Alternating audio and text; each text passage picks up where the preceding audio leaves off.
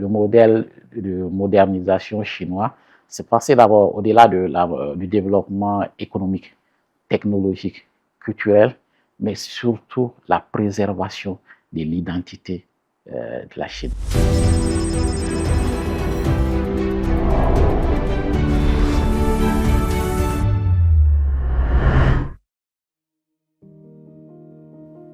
Sous l'initiative de la ceinture et de la route, la coopération entre le Burkina Faso et la République populaire de Chine a eu un grand bond, d'abord dans le domaine des infrastructures, de la santé, l'agriculture, de l'énergie solaire. Aujourd'hui, sous cette initiative-là, beaucoup de choses ont été faites. La réhabilitation des hôpitaux, la construction de l'hôpital de Bobo-Dioulasso, qui est l'une des plus grandes infrastructures, je dirais, au niveau de l'Afrique de l'Ouest, en termes de dons de la partie chinoise. Il y a également l'équipement du centre central solaire au niveau de l'aéroport de Dongxing. Il y a d'autres infrastructures qui sont en cours de réalisation. Donc, les attentes, je dirais, et les espoirs de l'initiative de la ceinture et la route sont énormes en matière de développement, de partage d'expérience, d'assistance, également au niveau de l'industrialisation et de la technologie. Pour cette mesure de zéro tarif pour les 53 pays africains, c'est une mesure salutaire qui va développer le commerce entre l'Afrique et la République populaire de Chine. Déjà, avant la mise en œuvre, le Burkina Faso était l'un des pays qui bénéficiait du tarif de 97% des produits qui pouvaient rentrer en Chine hors taxe. Maintenant que nous passons à 100% de zéro taxe, il y a la noix d'acajou que nous sommes en train d'introduire. Nous allons peut-être voir au-delà des produits agricoles, genre, comme j'ai dit, noix d'acajou, sésame, l'arachide et bien d'autres. Nous voulons également, à travers cette mesure-là, essayer d'industrialiser le Burkina Faso et un peu exporter nos produits industriels sur le marché chinois. Car à l'état brut des produits agricoles, et comme je l'ai dit, il n'y a pas de valeur ajoutée. Nous voulons ajouter de la valeur avant de les exporter. C'est d'où nous appelons les différentes compagnies chinoises à s'intéresser en termes d'investissement pour la transformation de ces produits-là et profiter du tarif zéro pour les réexporter sur le marché chinois. Qu'il faut transformer dans les autres domaines, que ce soit les mines, l'énergie, les infrastructures. Le Burkina Faso offre beaucoup de potentialités aux investisseurs. Ils sont tous les bienvenus tant qu'ils arrivent à s'intégrer dans le tissu économique burkinabé, tout le monde est la bienvenue. Ici, on doit qualifier ce qui a été fait par la Chine pour sortir de l'extrême pauvreté en 3 mots, qui dirais le travail, la résilience, la solidarité. D'abord, la résilience, l'organisation et c'est-à-dire que comment on appelle ça, l'implication de l'État central dans le développement interne. C'est-à-dire que ce soit au niveau agricole, dans tous les autres domaines, l'État central s'est mis à organiser tout le monde pour sortir de cette pauvreté à travers une entraide. J'ai été à Qinghai, qui est une province où ils étaient assez pauvres. Et lorsque j'ai échangé avec le gouvernement local, ils m'ont dit, dans le système chinois, il y a des provinces comme Hangzhou et d'autres provinces, je crois qu'à côté, que le gouvernement a désignées, qui étaient assez riches, pour venir les aider à travailler pour sortir de l'extrême pauvreté. Ça ne va pas dire comment est-ce que le système est organisé, de sorte que les riches aident les pauvres, de sorte à amener tout le monde au même niveau de développement. Le modèle de modernisation chinois, c'est un cas d'école pour ce qui est des différents pays en développement, tels que le Burkina Faso. Parce que le modèle de modernisation chinois, c'est passé d'abord au-delà du développement économique, technologique, culturel, mais surtout la préservation de l'identité de la Chine. C'est pour montrer que on peut concevoir un modèle de développement propre à sa culture, son histoire et à son identité. Ça, c'est très important.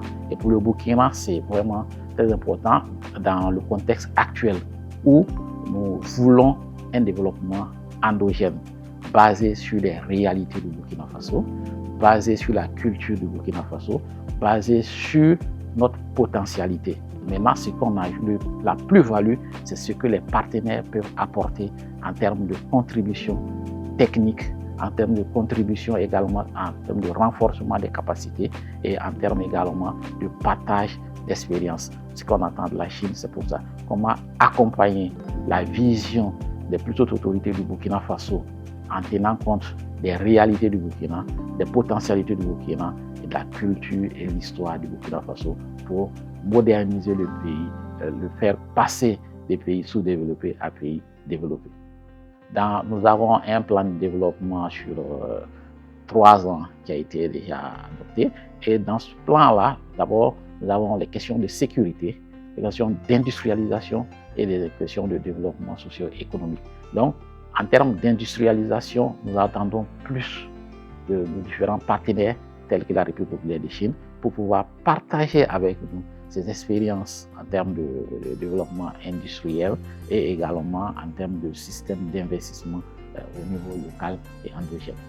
Donc, nous voulons, c'est d'abord une assistance pour ce qui est des questions de sécurité, la formation dans les domaines pointus, genre technologie, intelligence artificielle et bien d'autres. C'est tous les domaines pointus et l'industrialisation, c'est-à-dire que l'accompagnement à une industrialisation réelle du Burkina Faso. Et quand on parle d'industrie, on parle d'énergie. Il y a le besoin énergétique. Vous allez voir dans quelle mesure les questions d'énergie, on peut avoir un accompagnement pour pouvoir combler ce laps-là, gap d'énergie chez nous également. Et chez nous, il y a une expression qui dit, je crois que même elle est plus chinoise, c'est-à-dire que la route du développement passe par le développement de la route. C'est-à-dire que les infrastructures. Nous voulons, le Burkina Faso, c'est un pays enclavé. Mais enclavé, ça ne veut pas dire enfermé. Donc, nous voulons développer toutes les infrastructures de sorte à mieux commercialiser entre les différentes provinces, mais avec l'extérieur également, tous nos pays voisins. Les infrastructures d'ordre routier, ferroviaire, aérien, tous ces éléments-là, nous voulons les développer. Et l'autre aspect également non moins négligeable, c'est le système de construction, de développement des villes. Donc vous voyez ici, vous avez ce qu'on appelle les campons, qui sont là bien développés et tout. Aujourd'hui, la population du Burkina Faso, nous sommes à plus de 25 millions d'habitants. Et chaque année, ça accroît. Il faut penser à la gestion des villes. Et la façon dont la Chine gère ses cités, c'est un cas d'école également qu'on peut utiliser chez nous également. Développer des zones, je dirais des quartiers, des campons comme on le dit. À ce niveau, je pense que la perspective, elle est très bonne en termes de futur entre la coopération entre le Burkina Faso et la République populaire de Chine. Aujourd'hui, la Chine est l'un des plus grands partenaires du Burkina Faso, tant au niveau commercial qu'au niveau, je dirais, diplomatique. Dans toutes les instances internationales, nos deux pays se soutiennent. Et en termes de commerce, la Chine est passée premier partenaire du Burkina Faso, de sorte que l'année dernière, nos échanges ont dépassé les 1 milliard de dollars, ce qui est historique entre nos deux pays. Donc, et ce qui est envisagé dans le futur, c'est également très énorme. Nous avons un plan de développement où, je dirais, 60 à 70% des partenaires pour la mise en œuvre sont tous de la Chine. C'est-à-dire qu'à la longue, le Burkina Faso sera le phare de la Chine au niveau de la région ouest africaine, au niveau de la région africaine de façon générale. Ce que nous voulons, c'est un partenariat fondé sur le respect mutuel et le respect des valeurs de chaque pays. Ce qui est d'ailleurs aussi une vision de la Chine dans ce sens-là. Pour ce qui est en tout cas la coopération entre les deux pays, c'est-à-dire que nous faisons tous partie du Sud global Aujourd'hui, nous sommes dans un monde où, je dirais, le multilatéralisme est en train de subir des pressions à cause de certains pays. Et la Chine, aujourd'hui, est l'un des pays qui prône ce multilatéralisme. Et donc, dans la coopération du Sud global, nous devons travailler ensemble pour promouvoir le multilatéralisme, promouvoir l'entraide et la gouvernance générale. C'est par là que l'ensemble des pays peuvent se développer dans la paix et dans la sécurité mondiale.